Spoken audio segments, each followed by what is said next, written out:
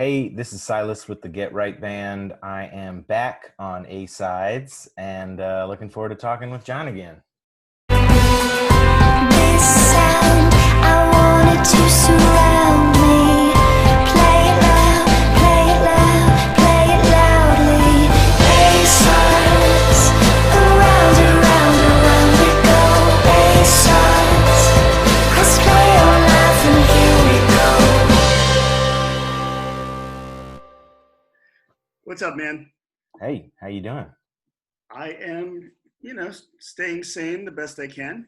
Yeah. It's become a hard question to answer these days.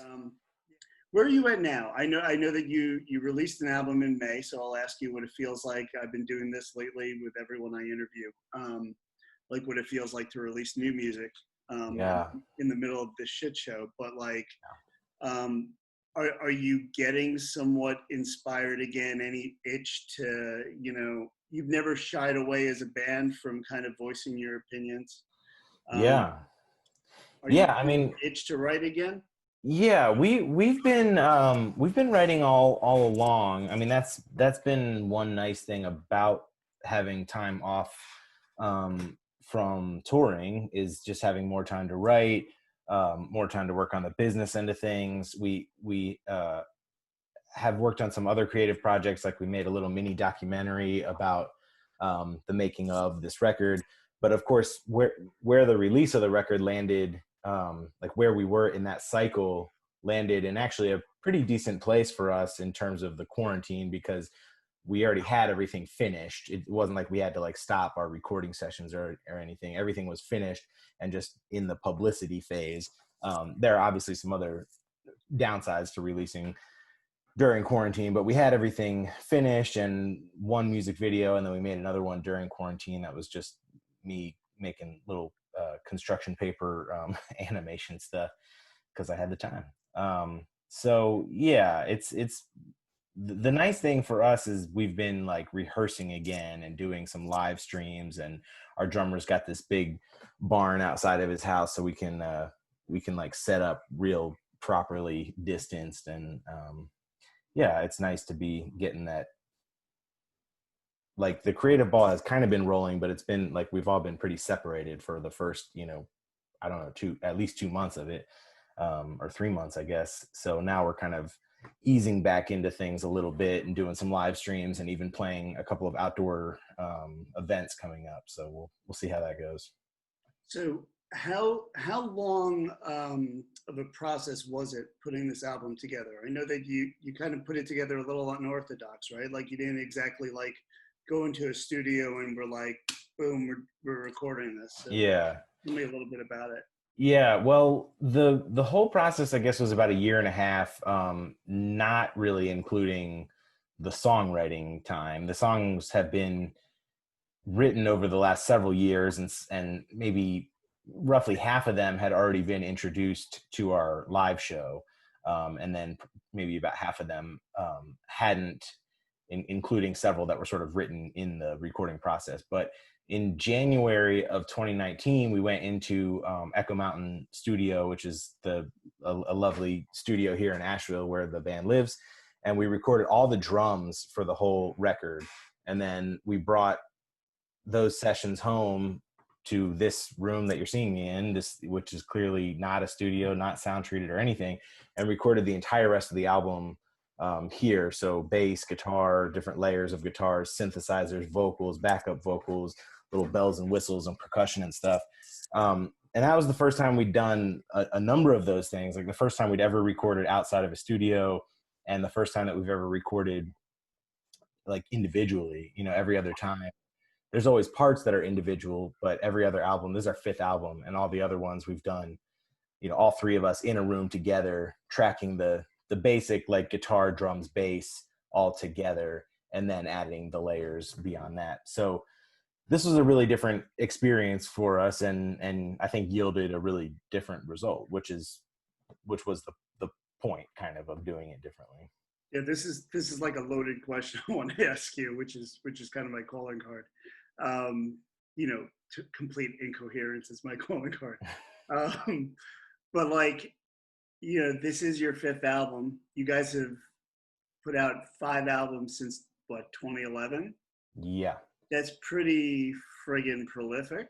Yeah. And Thanks. then, so that's A. And B is, I mean, I don't know if this is a conscious decision or not, but we were talking, before I hit record on this. By the way, it says like my internet is unstable, and I'm trying to convince Zoom that I'm unstable, not my internet.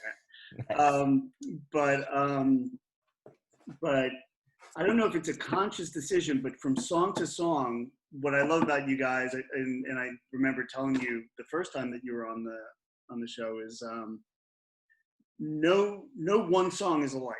And I don't know if that's a conscious decision.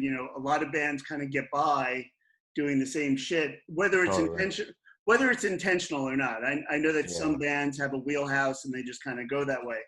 But I mean, from track to track, especially on this album, I just kind of gravitated toward it because, from track 1 to 2 to 3 to 4, whatever, no one song sounds the same. It sounds like a different band's actually recording it sometimes. Yeah. Yeah. I mean, I think it's kind of by design, but it's also, we're pretty adamant about kind of doing whatever we want creatively and really trying to tap into the muse or whatever you want to call it, and just basically whatever is exciting us. So we are not very excited by repeating ourselves, and we are often very excited by trying something new. So that just kind of naturally happens, and it's been happening over time. And I think each one of us really like contributes to that, where like Jesse or JC will say, hey, we've never done something in like a surf rock vibe, and we've never done anything that drops down to just drums and bass and vocals for like a verse section. So let's try something like that. And it kind of feeds into what we like so much about being a trio is in a weird way, like we really focus on how much can you do. Basically, we've got 6 voices. We've got our 3 instruments and our 3 voices, like, singing voices, and then also effects. And it's kind of like, how many different things can we do with those 3 people and those 6 layers? And in some ways you'd think as a trio that hits a wall, but we haven't found that wall. I mean, there's a million different ways we can combine, and yeah, it's just exciting to us. It's fun to push the boundaries and keep our fans on their toes.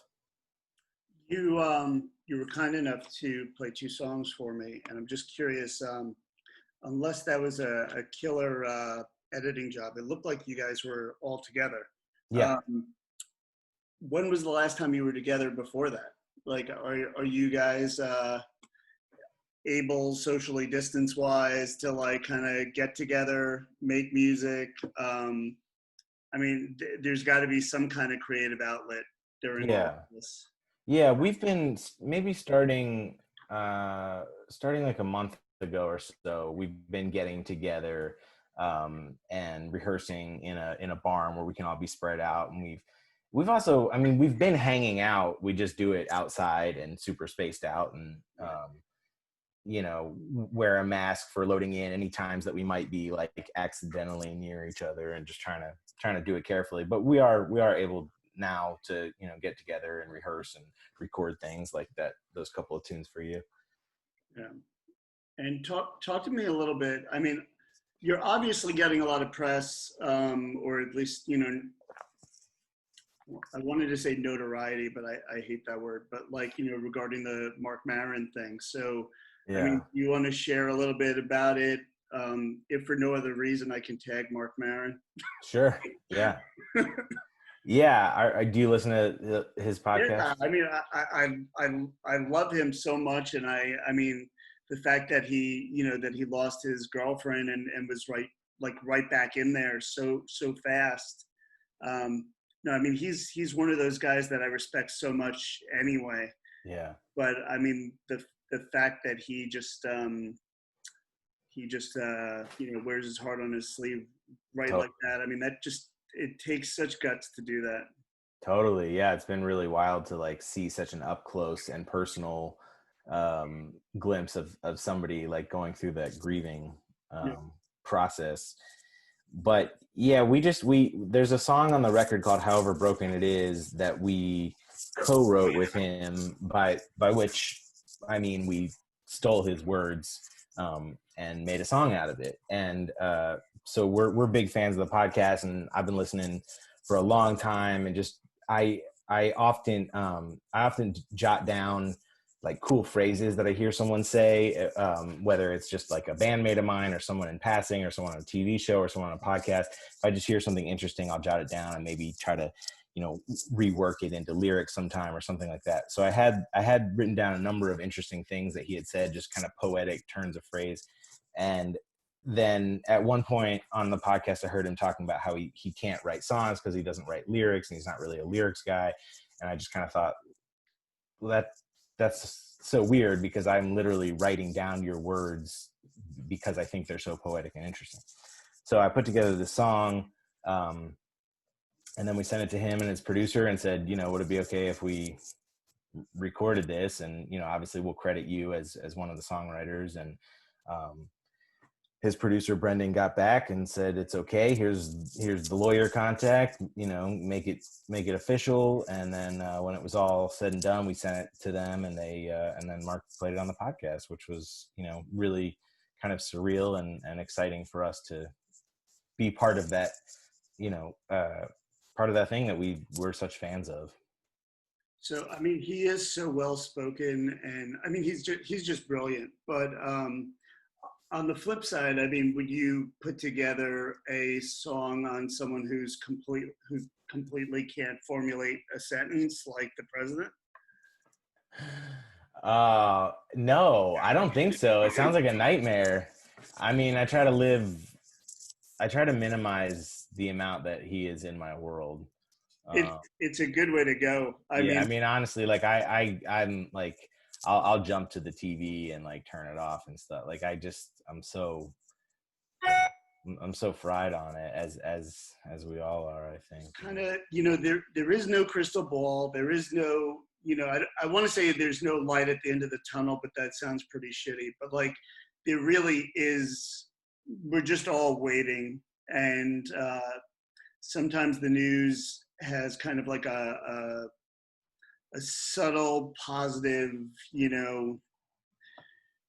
there's a positive story every now and then, yeah. Or, you can view some of these peaceful protests too on a different level if we can get away from the pandemic a little bit. Yeah. But like, how do you kind of sit there as a musician with like no answers whatsoever? And you've got to be itching to just kind of play your music live. You have a new record. Yeah. How do you get through every day as an artist? Yeah. And it kind of sounds like a selfish question, enough about what's going on in the world. I want to do this, but like, we're all kind of hurting in all different ways. And I'm just curious, yeah, as an artist, as a musician, like, how do you get by each day just, waiting?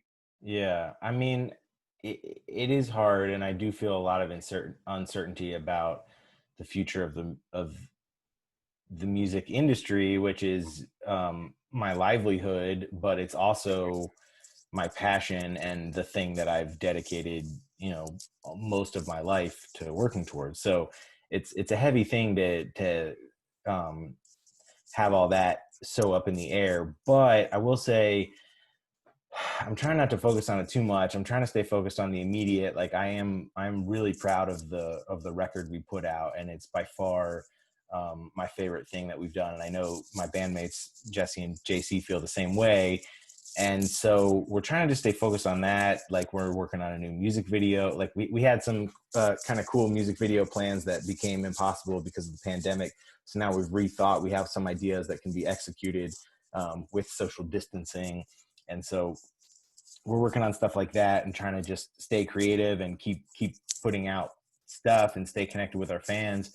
And then I think the flip side of it for me too is just that I am aware how good, like even outside of my career, outside of music or anything, I am, very aware of how good I have things in terms of, I like where I live, and I have love in my life, and I'm healthy, and I mean, also just in terms of like privilege, like I'm a white straight man, like I'm like, I don't live in Yemen. Like there's so many things that like I'm aware of that are like so many people are dealing with such severely heavy things. And I do feel much more so than when I was younger. I feel like really in touch with that. I mean, I don't know if that's the right way to put it, but I just feel really aware of it and really grateful that I have things so good. So I'm also trying to, put some time and some money into supporting some of those causes. Though obviously I could always, I could certainly be doing more. But yeah, I don't know. That's kind of where my head's at these days, is just trying to stay focused on my art and doing the cool work that me and Jesse and JC are doing, but also, appreciating the good things in life. And yeah, I mean, as far as the future, I'm kind of trying not to think too much about it. I have no idea. I mean, it's kind of it's kind of a nightmare. I mean, I don't feel very optimistic, to be honest. I mean, some of the, like you brought up, some of the protest stuff and some of the changes that have come as a result of that, that makes me feel hopeful. But if I think too hard about it, it's pretty easy for me to land back at like, how are these fights we're having? Like, it's 2020. Like, this is some Middle Ages shit that we're still dealing with, the same kind of, racism and sexism and all that stuff. And it's just, it's dark, man. It's so dark. And I was telling a friend of mine, it's so sad that racial injustice that's been around forever was what it took as a diversion from a pandemic. Mm-hmm. Like, I find that to be so sad. Right. But whatever. I mean, the whatever, there's nothing that can be said. The only thing that I can say is that hopefully out of this will come hope. And I am a person who constantly struggles with living in the moment, and this is kind of forcing me to smell the roses. And I think even more so whenever this ends, it's not like one of these things when it first started where it was like, hey, when this ends, I'm gonna hug you. It's not that. This is just gonna trickle and keep going. Yeah. But I do think whenever that final thing does happen, I think a lot of us are just gonna be living in the moment. I'm hopeful we're going to go to live shows and we're not going to give a shit about our phones. We're going to actually want to listen to the music. If people take our phones away, we're not going to care because we want to hear the music, Yeah. But who knows? Or we'll just go back to the same shit that's always been, because we clearly don't get it. I feel sincerely pessimistic about that. I hope your first sentiment is right. I mean, there is obviously so much to be learned from this moment. And so many people I talk to, myself included, are trying to have those self-reflections and say, like, am I living my best life? Am I doing the best things for my happiness and for the, positive things for my community and things like that? And I think a lot of people are asking these kinds of reflective questions that we don't normally ask because we're just so caught up in the rat race or whatever. But yeah, the question is, will we remember the answers when we can possibly go back to normal? I mean, so many people are already going back to normal. Yeah, I don't know. It's a tough situation. All right. Well, listen, man, I'm going to let you go. Okay. It's always a pleasure. You have an open invite. Thanks, man. Hopefully next time not on Zoom. As much as I still love doing A-sides and I love it so much, I am a person that just wants to kind of, shake hands and give everyone a, Yeah, it was fun. It was fun to do it in person when probably 4 years ago or something now. 4 years, yeah.